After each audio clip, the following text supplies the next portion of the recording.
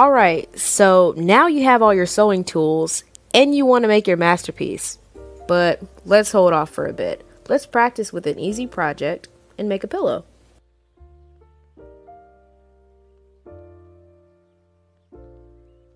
Alrighty then, let's get started. You're going to take your fabric, and if it has a pattern on it, make sure the patterns are both going in the same direction.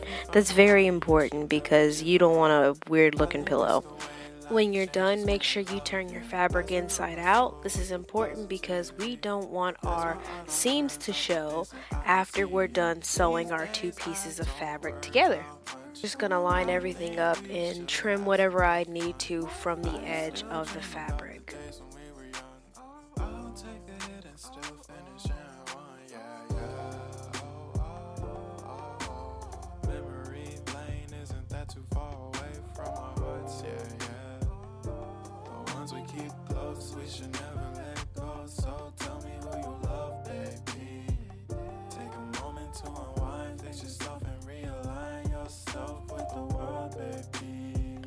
Alright, grab your sewing pin and pin your two pieces of fabric together. This is important because we don't want our fabric moving around while we sew. Make sure each pin is about 1.5 to 2 inches apart.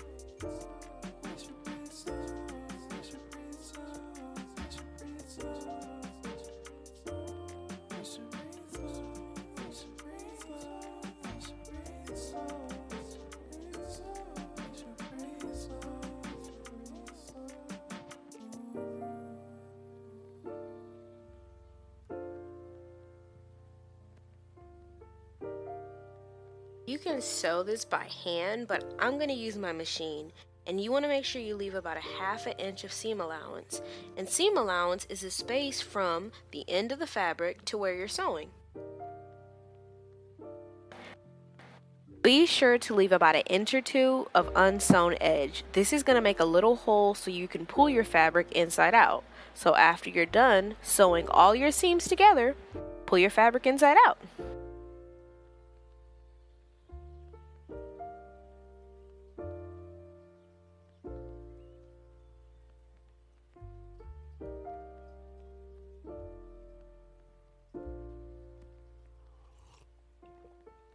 Found the one, you should never give her up.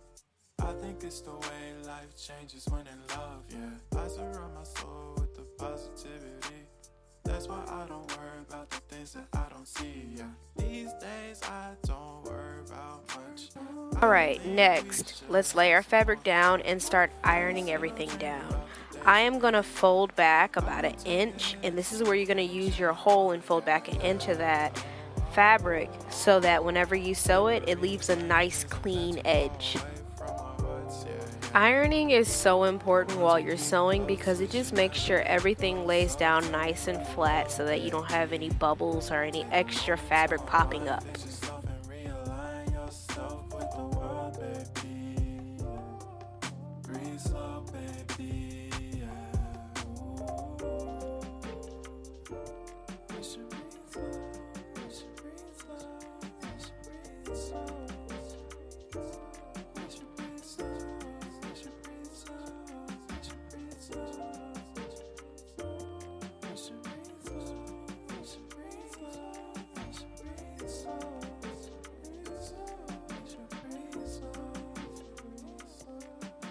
This is my favorite part of this pillow. Don't throw away those old Walmart or Kroger's bags. Use those to fill your pillows. They make great stuffing.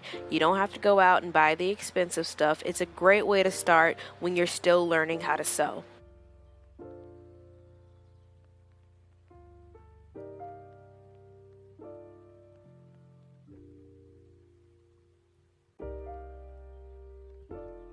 Sew our pillow closed, and you're going to start by threading your needle and take the end of your pillow and push your needle into the end from the wrong side. This is going to hide any stitches you do.